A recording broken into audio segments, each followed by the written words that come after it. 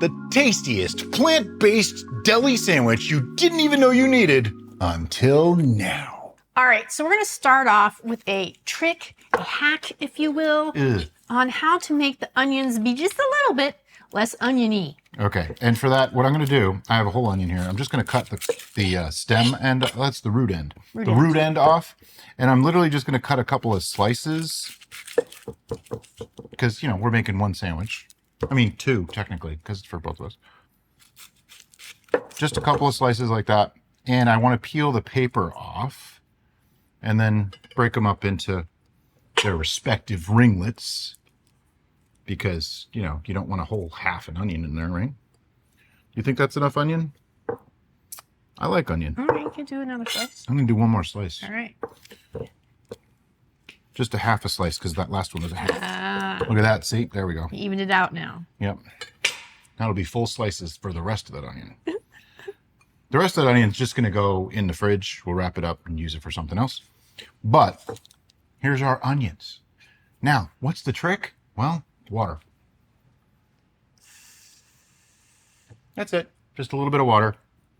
Because what that does is it takes some of the sulfury compounds out of the onions after just a few minutes, and they turn out so much sweeter. Like if you've ever been to a sandwich shop or something and the onions were just like, they didn't taste like onions. They tasted sweet, nice. That's what they did. Just takes about 5 minutes. I'm just going to set this to the side. So this sandwich, hero, hoagie, whatever you want to call it, is based off of Brian's favorite style, and that's an Italian style. So we're going to make a dressing right now. That's right. And this dressing is basically a vinaigrette, but there's no oil added. Instead, we're going to use cashews for the fat source and creaminess of it. So it's going to be like a creamy balsamic vinaigrette, if you will. Right. So if you enjoy having mayonnaise and a vinaigrette on your sandwich, this is all in one. Exactly. So we have a 1/4 cup of cashews. What's next? We need a 1/4 cup, I believe. Let me check my notes. It is. Yep, of balsamic vinegar. I'm going to eyeball the 1/4 cup just because it's what I do. Now, not all balsamic vinegars are created equal. There's an infusion of pseudo balsamic vinegars, which makes me sad. So you want to look for a specific label on your bottle of balsamic vinegar. I'll find that label and put it up on the screen so you can see it. It's a yellow and blue label. It's basically a seal saying, yes, this is real balsamic vinegar. Now, I'll also be totally honest. This is not a very expensive one. We have expensive glaze type balsamics for salads and things that I want the glaze kind of deal. And then for dressings and stuff, I tend to use the cheaper stuff. It works. Anyway, what's next? All right, now we're getting into our spices and seasoning. We want a teaspoon of each garlic powder and onion powder. By the way, if you haven't figured it out, I'm using my NutriBullet because it just works really, really well. You can do this in a Vitamix, but you probably have to make a lot more. That's one thing I love about using the NutriBullet. I can make very small quantities. If you're not using a high-powered blender, though, you may want to soak your cashews for a couple hours or do the boil trick where you just put them in hot water and boil it for like 5 or 10 minutes. And then Dijon mustard. We're going to be using a teaspoon of that as well. The Dijon actually helps with regular vinaigrettes to kind of emulsify it all because there is lecithin in mustard. But I actually really like the flavor of it in a balsamic vinaigrette specifically. 1 teaspoon, right? Yep. Oh no, I got mustard everywhere. And then we're going to add a teaspoon of dried thyme and a teaspoon of dried basil. By the way, if you really like the herbs and spices, you can use a little bit more. And if you don't like them, you can leave one of them out. It's okay. It's not gonna, make or break the dressing or the sandwich, but we like all these flavors, so that's why they're all in there. We've also found using a spice blend on vegetables really enhances the flavor of the vegetables. So if you don't want to do this, you just want to use maybe a store-bought vegan mayonnaise, go ahead and do that, but you're still going to want to add some spices because it's really going to pump up the flavor. Yes. Next is black pepper. We have a half teaspoon written on our list, but we have a lot more. It might be a little more. And here's what happened. We have the black pepper mill, but we've been using this mixture of different black peppers. They're not really all black pepper. And it's been clogging up the mill. So yeah, the problem is that the peppercorns in that mixture are vastly different in sizes. yeah, so that doesn't work well. So the manual mill just kind of gets clogged up. So what I did was I actually used the NutriBullet. I just took like a teaspoon or half teaspoon of the black peppercorns, put them in here, whizzed it up for about 20 seconds, and we got Perfection. perfect black pepper. All right, so all we need to do now is add water as needed based on our consistency. And what I'm going to do, because I don't think I want this to be like super, super thick, I'm going to add about a teaspoon or 2 of water right now. Just a little bit. If you like it really thick or you want it to be spreadable, then don't add this extra water. I'm just doing, yeah, about a teaspoon. And then we blend. Okay, so a major trick with these little blenders is shake it up just a little bit. Notice there's stuff all over the place. I may have to smooth it down too as it goes, but here we go.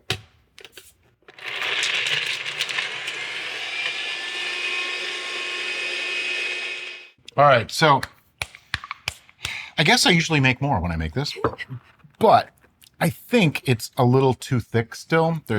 We tried to measure this out based on a single sandwich-ish. Yeah. We love this stuff so much. There's no reason for us to have made this little bit of amount. But... So I'm going to make more with the water. Let's maybe add like another tablespoon or so of water. I could probably even go another tablespoon. Yeah, when you're using a tiny blender like this, you can get smaller amounts, but it's really hard. I don't know how well you can see inside there, but it's just a chunky mess right now. Not really the way I want it to be. Looks like chunky peanut butter. That's really not what we were going for. Well, it is flavored almond butter right now. Yeah.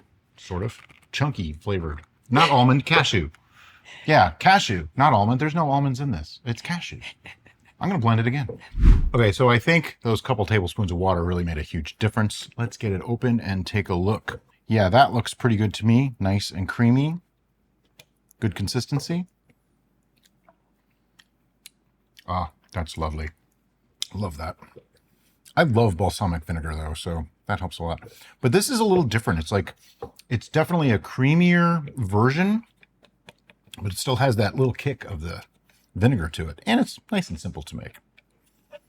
Just gonna scrape down the sides real quick here. This, of course, will work perfect on a salad as well. So you can make a large volume and use it for salads, sandwiches, dipping raw veg in there, whatever you can think about. You can put this on like roasted veg too. Sure, yeah. It's a multi-purpose sauce. I suck at cleaning these things out. All right, so I really like to add basically anything I could possibly think of to this sandwich because it really adds flavor, texture, and color enhancement as well. So black olives are on the list for this particular sandwich today. You can add whatever you wish. You don't have to use olives if you don't want to. They add a nice like briny, salty flavor.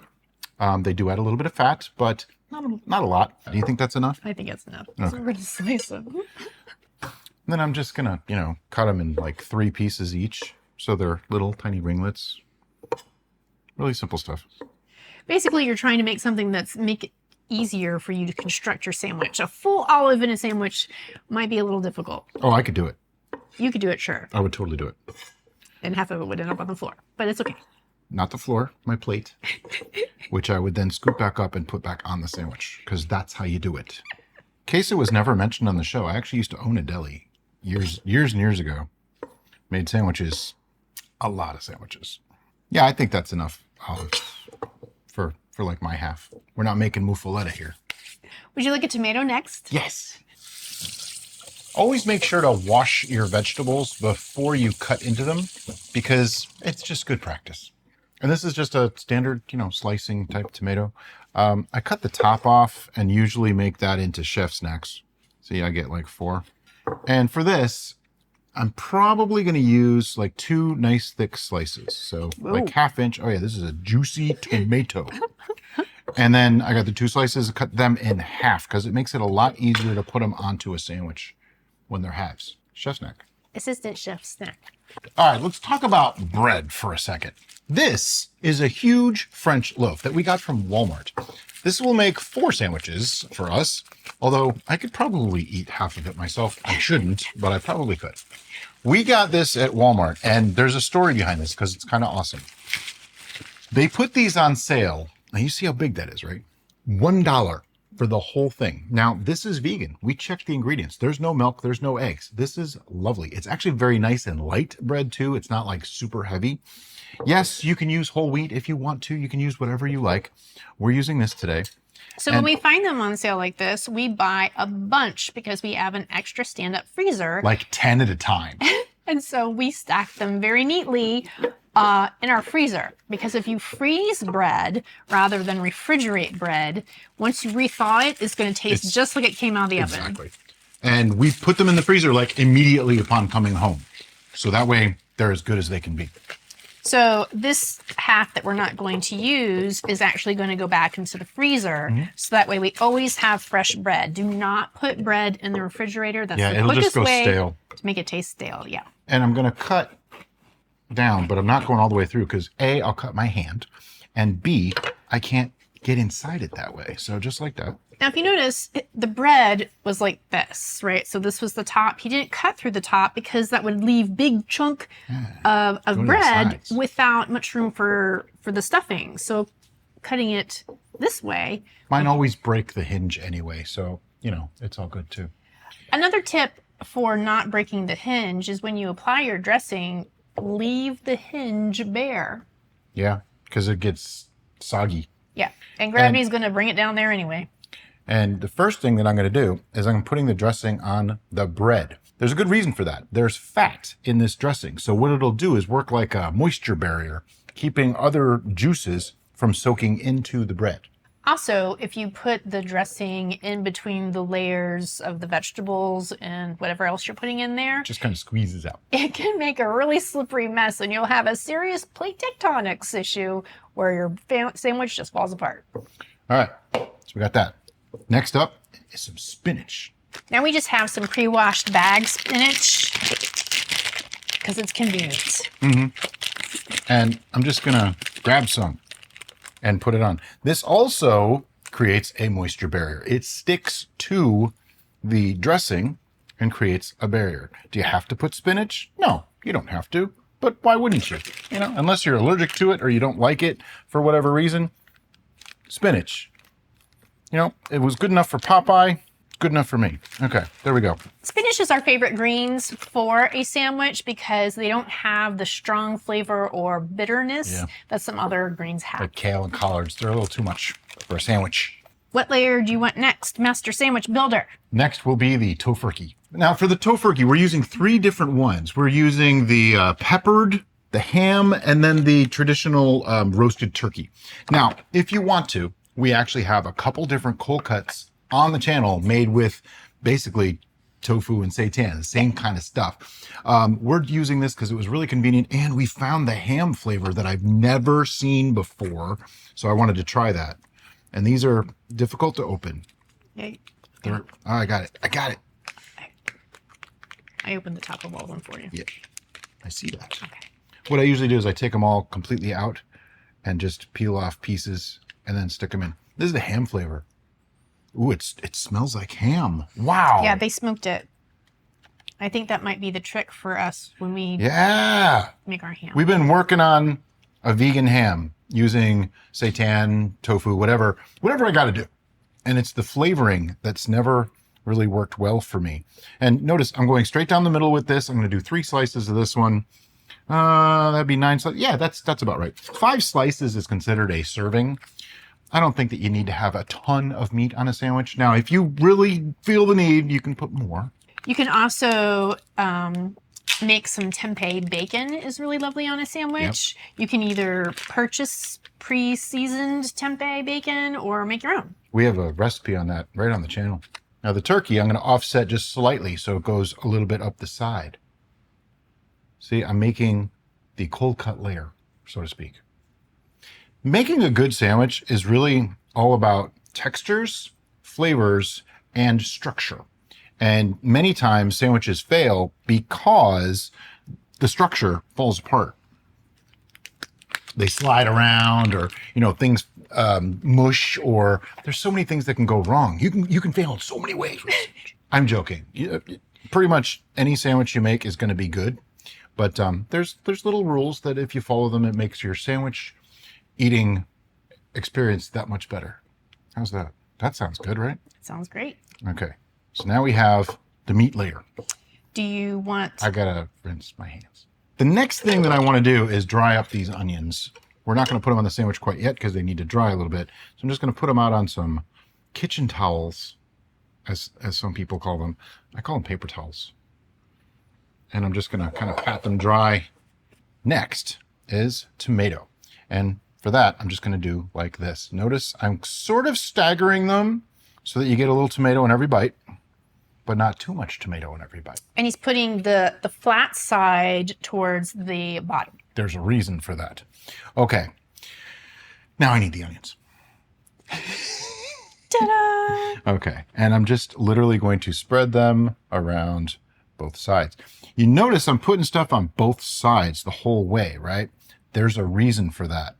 If I only did one side, that's fine. But by doing both sides, it makes a channel down the middle. And that's where some other ingredients work really well to fill the channel. Just one little tiny One onion little left. tiny piece. There we go. Can't leave them out. All right. At this point, if you wanted to, and I do, you can put some more dressing on there. You can also use different dressings. Like if you wanted to use mustard on this, you totally can. I've been known to put mustard and red wine vinegar on sandwiches and be totally happy with that. We also mentioned mayonnaise as being an option. We actually have multiple different styles of mayonnaise that we have on this channel if you want to make your own. Yep, cashew mayonnaise works. Yep. Anyway, this is sort of a cashew mayonnaise, really, when you think about it. Yep. All right. Next up, we're going to do some banana peppers. Now, these are mild banana pepper rings. Just get them prepared from the store. And yeah, I'm dipping my hands in because you know what? I'm the one that eats these, so it's okay. And just a little bit. These add a nice vinegary kick. They're kind of like a pickled pepper. I was going to put more. Oh, I'm sorry. That's okay. Yeah, need a couple more. I didn't get enough the first time around. There we go. You want to be careful. They're kind of wet. Did Peter pick these pickled peppers? I don't know. The Mazzetta picked them. Anyway. Those are optional. If you don't like them, you can leave them out. You can also use just like bell pepper slices if you want to. That's all good. Next up is another optional ingredient that we like. It's just hamburger pickles. Just sliced pickles. They're very simple. Dill slices work really, really well. Any hamburger or sandwich style pickle that you like is what you should use. I don't go too crazy with pickle on my sandwiches, just a little. Yeah, if you prefer, instead of doing the onions the way we did, you could do a pickled onion on it. That's really tasty as well. And next up is our black olives. I'm just going to spread them as evenly as I can on both sides. That's a lot of black olives. Yep. I'm not going to say it's too much because you can never have too many black olives. When I was a kid, one of my aunts gave me a number 10 can, you know, the restaurant size can of black olives for my birthday. And he was very happy. Yes, my mom was not. We ate black olives for months out of that can. I'm surprised they well, I don't know that it was months. It might have been a couple weeks. Next up, we need something a little creamy to replace what would be cheese. And for that, avocado. I'm going to use half the avocado in this. And I know a lot of people get freaked out when you do the avocado this way. If you really need to, set it down on the cutting board and rock it back and forth and roll it all the way around until it gets to 2 halves, like that. See? This half is going to get wrapped up and put in the fridge. This is the half we're going to use. Let me get a butter knife for this.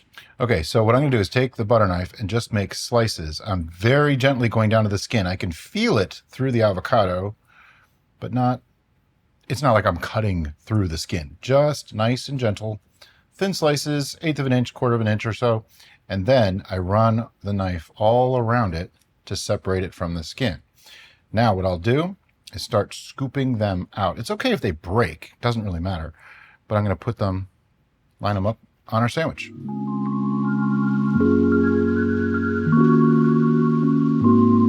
But I just want to kind of place these evenly across the sandwich.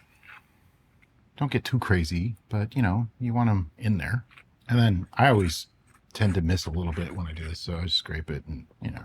And then we need something to fill the channel, and that's where spring mix or lettuce. Chopped up lettuce works. We like this spring mix. We get it from Walmart, but they have it at most grocery stores, I'm sure. And I'm putting it straight across the middle. And I'm really going to load this up with the spring mix because first, greens are good for you. And second, it keeps the two halves of the sandwich separated. Okay, that looks really, really good. Okay, for those who are not daring, you can eat it just like this right now. Okay, just knife and fork it and you're good.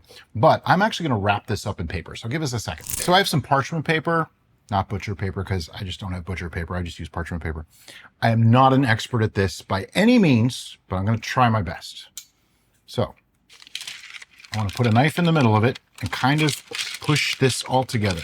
You might need 4 hands. You know what? Here, just do this. Oh, there we go. There we go. That's working. And then you want to pull it tightly so that it holds everything together and squeezes it just a little bit. Kind of like you're making a burrito. Yeah, kind of. And then wrap in the sides. They're not really going to stay, but it's okay.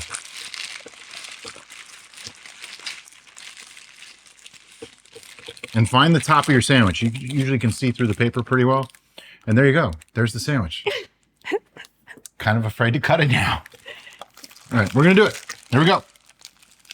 I'm using the serrated knife again. Is that a mistake? No, I think it's good. Cut right through. And now for the big reveal. All right, here we go. Look at that. That is a thing of beauty right there. Choose your weapon. This one. Okay. And it's funny, I wrap these up and then I always have to unwrap it to eat it. It's just the way it goes. But it is really handy, haha, pun intended, to have it wrapped like this because it's going to keep it nice and contained and you can just tear the paper as you wish to eat it, or you can do what Brian did. Or it becomes a napkin. Unwrap it. So there's no easy way to do this. You just got to get in there. It's going to be the least classy shot we'll have on our channel ever. Now, if you have your sauce nearby, goes. like we do, you can add more sauce to each bite if you're super saucy like me.